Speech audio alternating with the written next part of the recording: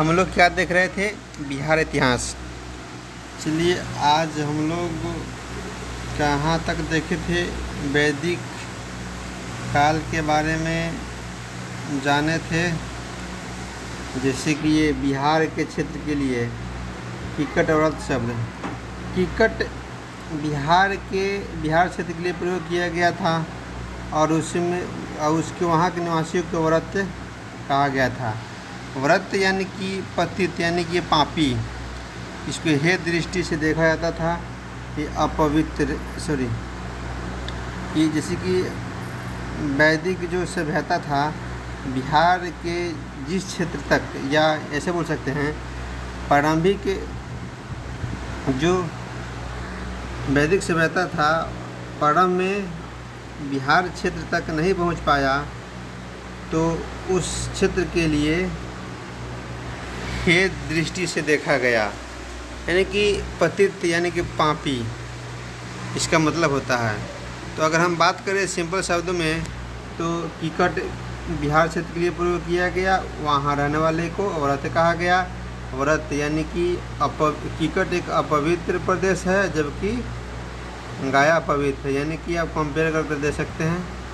ठीक है दोस्तों, तो अथर्ववेद अंग मंगत की चर्चा किया गया है और अथर्ववेद में भी कहा गया है कि बिहार क्षेत्र में यानी कि बिहार में रहने वाले निवासियों के यानी कि बिहार क्षेत्र के निवासियों को व्रत कहा गया।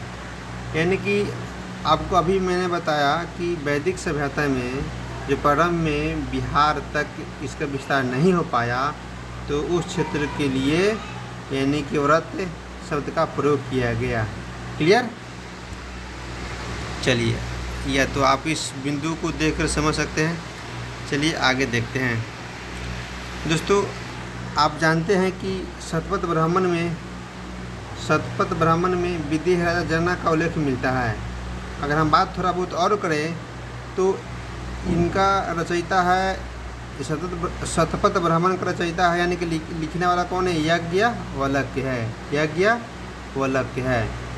तो अगर बात करें इनके बारे में, तो ये बिहार के भौगोलिक क्षेत्र का उल्लेख किया है, यानी कि शतपथ ब्राह्मण ग्रंथ में सबसे पहले बिहार के भौगोलिक क्षेत्र को इन्होंने वर्णन किया है। क्लियर? तो याद रखिएगा, इन्होंने वर्णन किया है भौगोलिक क्षेत्र को। तो याज्ञवल्क्य द्वारा लिखित शतपथ ब्राह्मण में सबसे पहले बिहार के भौगोलिक क्षेत्रों का वर्णन किया है, या भौगोलिक क्षेत्र का वर्णन किया है या उल्लेख किया गया है। शतपथ ब्राह्मण में गंडक नदी को सादानीरा कहा गया है। तो दोस्तों, जब बाद में बिहार के क्षेत्र में जब वैदिक सभ्यता का यहाँ तक पहुँचा, तो यहाँ इस क्षेत्र के लिए यानी गंडक नदी तक पहुँचा, तो गंडक नदी को सादानीरा के नाम से जाना गया, शतपथ ब्राह्मण ग्रंथ में। तो शतपथ ब्राह्मण ग्रंथ में गंडक को सादानीरा कहा गया। शतपथ ब्राह्मण ग्रंथ में गंडक नदी को सादानीरा कहा गया। ठीक है दोस्तों, अब देखिए वाल्मीकि रामायण आते हैं। वाल्मीकि रामायण में बक्सर क्षेत्र के लिए मलद शब्द और करुणा का प्रयोग किया। इनके अनुसार ये भी कहा गया है कि तारका का वध यहीं पर हुआ था। कहाँ हुआ था? यहीं पे यानी कि बक्सर के क्षेत्र में। तब बक्सर क्षेत्र के लिए मलद और करुणा शब्द का प्रयोग किया गया। ठीक है, याद रखिएगा दोस्तों, ये पॉइंट अक्सर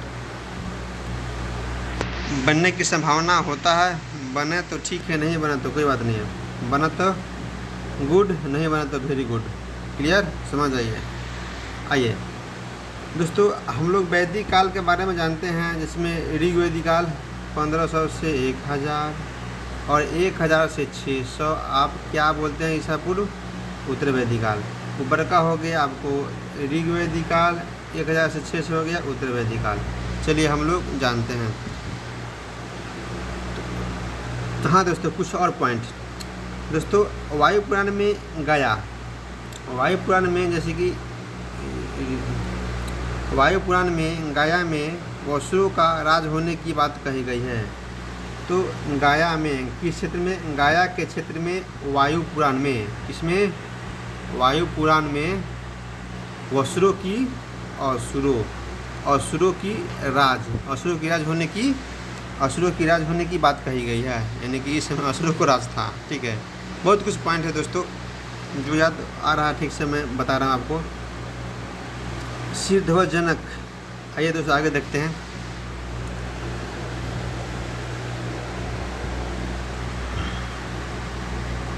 चलिए, विदेह क्षेत्र देखिए, प्रारंभिक शासक इक्ष्वाकु के पुत्र निमिविदेह से मानी जाती है यह सूर्यवंशी शासक था। और अगर प्रश्न पूछ दे कि विदेह क्षेत्र का संस्थापक कौन था, स्थापना किसने किया था, तो निमिविदेह ने किया था। क्लियर। और दूसरा राजा था मिथि जनक विदेह, मिथिला की स्थापना किया था। मिथिला की स्थापना किसने किया था? मिथिला की स्थापना किया था मिथि जनक विदेह ने। और बात करें निमिविदेह ने किया था विदेह क्षेत्र को। तो प्रश्न बन सकता है, अच्छा 25वां राजा कौन बना था? सिरध्वज जनक। इनकी पुत्री थी सीता, जिनका शादी हुआ था राम जी से। तो रामायण, अगर बात करें इस क्षेत्र में, तो रामायण में इस क्षेत्र के बारे में जानकारी मिलता है दोस्तों। इस क्षेत्र में दिखाया गया है मिथिला क्षेत्र में। चलिए, इस पर आधारित है। चलिए बात करें, इस वंश के पहले दौर में कुल 53 राजा हुए थे, दूसरे दौर में 15।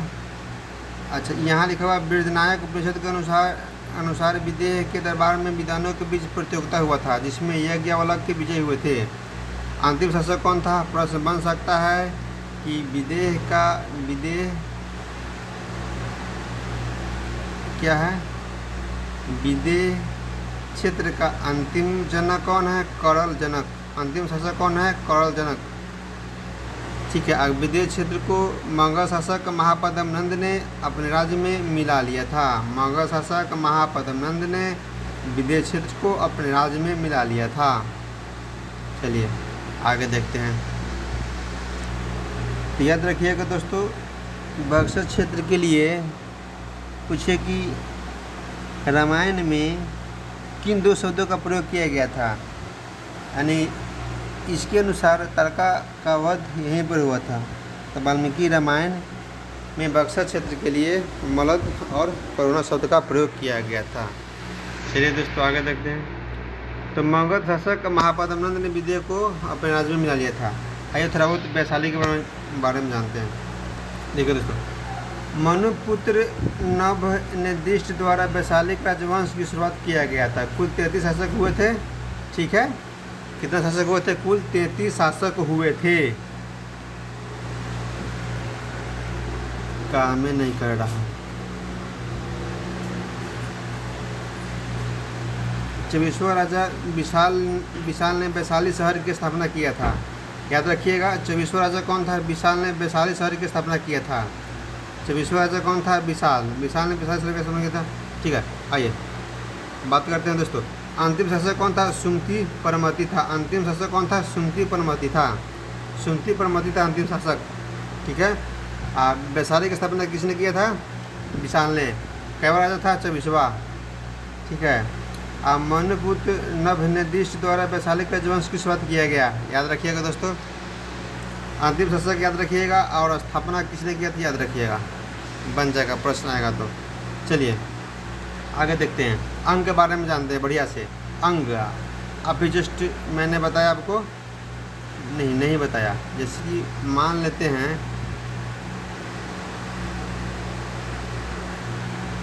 ये बिहार क्षेत्र है। ठीक है, तो बीचों बीच गंगा नदी बहती है। तो उत्तर में आपको आ गया वजी, यहाँ मगध, यहाँ आ गया अंग। ठीक है, तो चलिए आपको बताते हैं। अंग वर्तमान की जो भागलपुर मुंगेर का क्षेत्र है वो अंग कहलाता था। क्लियर, भागलपुर और मुंगेर का क्षेत्र अंग कहलाता था। परम इसकी राजधानी कहाँ था बताइए दोस्तों? मालिनी था। कहाँ था? राजधानी पटना में अंग की मालिनी था। बाद में कहाँ हो गया? चंपावती। और वर्तमान में चंपावती का नाम क्या है? चंपानगर। याद रखिएगा दोस्तों, प्रश्न तीनों में अगर ऑप्शन में जो रहेगा उसको दीजिएगा अंग की राजधानी। आप पूछ देगा कि अंग का बाद में क्या नाम दिएगा राजधानी का, तो उसका पॉइंट अलग बन जाएगा। याद रखिएगा। क्लियर?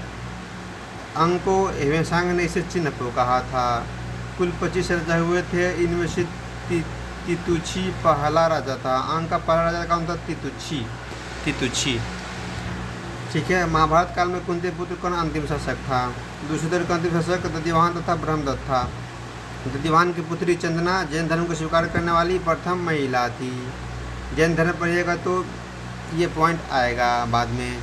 चलिए, अंतिम शासक ब्रह्मदत्त के समय मगध के राजा बिम्बिसार ने अंग पर आक्रमण कर अपने राज्य में मिला लिया। किसको?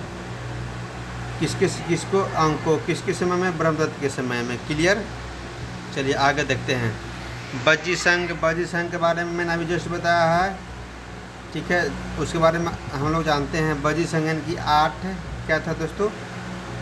8 सदस्य थे इसमें से एक लिच्छवी था जो प्रसिद्ध था। यहाँ लिखा हुआ बज्जी संघ का प्रमुख सदस्य लिच्छवी राज था। बात करें इसकी राजधानी वैशाली थी बज्जी संघ की। वर्तमान में वसाठ मुजफ्फरपुर। कौटिल्य लिच्छवी राज्य का उल्लेख राजसद्दा पंजीवी संघ के रूप में किया गया। राजसद्दा पंजीवी संघ के रूप में किया गया। राजसद्दा पंजीवी संघ के रूप में किसको किया गया? लिच्छवी राज्य का उल्लेख राजसद्दा पंजीवी संघ के रूप में किया गया। दोस्तों याद रखिएगा। चलिए ठीक है, आगे बढ़ते हैं। इसकी एक अन्य सदस्य कौन था? ज्ञातरूप। बज्जी संघ में एक अन्य सदस्य ज्ञातरूप था। याद रखिएगा। चलिए आगे देखते हैं। बात करें अम्रपाली वैशाली की नगरवधु के पद से प्रसिद्ध हुई थी। अम्रपाली जो थी वैशाली की नगरवधु के पद से प्रसिद्ध हुई थी। अम्रपाली वैशाली की नगरवधु से प्रसिद्ध हुई थी। अजातशत्रु द्वारा मगध में मिला लिया गया था। किसको मिला लिया गया था? वज्जी को अजातशत्रु द्वारा मगध में मिला लिया गया था। अंगुत्तर निकाय 16 महाजन पद की चर्चा मिलती है, जिसमें से 3 अंग लिच्छवी मगध है। 16 महाजन पद है, इसमें से 3 बिहार का क्षेत्र है, जैसे कि अंग लिच्छवी मगध। तो जिसमें आज बात करें अगर 16 महाजन पद में 3 बिहार के हैं तो किस सूत्र में इसकी चर्चा मिलती है? तो भगवती सूत्र में। याद रखिएगा। किसकी? अंग लिच्छवी मगध भगवती सूत्र से प्राप्त होता है कि 3 बिहार के क्षेत्र है जो 16 महाजन पद में शामिल है। प्राचीन बिहार का राजवंश हर्यक वंश, शुनक वंश, नंद वंश, मौर्य वंश। दोस्तों बिहार के संदर्भ के साथ साथ राष्ट्रीय स्तर पर यानी कि इंडियन हिस्ट्री में अच्छे से पढ़ने को मिलता है। ठीक है, यहाँ भी देखने को मिल रहा है, यानी कि महत्वपूर्ण चारू। ऐसे प्राचीन बिहार के राजवंशों का क्रम है हर्यक वंश, शुनक वंश, नंद वंश, मौर्य वंश, शुंग वंश, कौरव वंश, गुप्त वंश, मौखी वंश, पाल वंश, कर्नाटक वंश। इसके बारे में थोड़ा बहुत हम लोग आगे जानेंगे। चलिए मगध वंश देखिए दोस्तों, आज हम लोग मगध वंश के बारे में कुछ अलग पॉइंट जानेंगे। बृहद्रथ वंश पुराण के अनुसार जरासंध के पिता बृहद्रथ द्वारा मगध राज्य की स्थापना किया गया। दोस्तों अगर ये पॉइंट को परीक्षा में अगर पूछ दिया जाए तो कन्फ्यूजन में पड़ सकते हैं, इसलिए याद रखिएगा। पुराण के अनुसार जरासंध के पिता बृहद्रथ द्वारा मगध राज्य की स्थापना किया गया। तो मगध राज्य की स्थापना किसके द्वारा किया गया? बृहद्रथ द्वारा किया गया, बृहद्रथ द्वारा। तो मगध वंश के पढ़म में किस मगध अगर मगध पढ़िएगा तो पढ़म में बृहद्रथ वंश से शुरू होता है मगध। इसमें से आता है हर्यक वंश। ठीक है, तो मगध मगध में जानते हैं। महाभारत के अनुसार पांडव पुत्र भीम जरासंध के द्वंद्व हुआ था, जिसमें से जरासंध पराजित हुआ था। यानी युद्ध हुआ था भीम और जरासंध के बीच, जिसमें जरासंध पराजित हुआ था। अंतिम शासक कौन था? रिपुंजय था। मगध के अंतिम राजा कौन था? रिपुंजय था। राजधानी कहाँ थी? वसुमती था, गिरिब्रज था, कुशाग्रपुर था। ठीक है, बृहद्रथ कहाँ था दोस्तों? बृहद्रथ वंश। यहाँ जानेंगे मगध के राजधानी कहाँ था, वशिमती था या गिरिब्रज कह सकते हैं या कुशाग्रपुर कह सकते हैं। सॉरी, मगध की राजधानी नहीं, बृहदत्त वंश की राजधानी कहाँ था, वशिमती या गिरिब्रज या कुशाग्रपुर। याद रखिएगा दोस्तों। चलिए आगे देखते हैं। हर्यक वंश के संस्थापक कौन है, बिम्बिसार है। चलिए इसके बारे में हम लोग नेक्स्ट वीडियो में अच्छी तरह से देखेंगे। थैंक यू दोस्तों, धन्यवाद।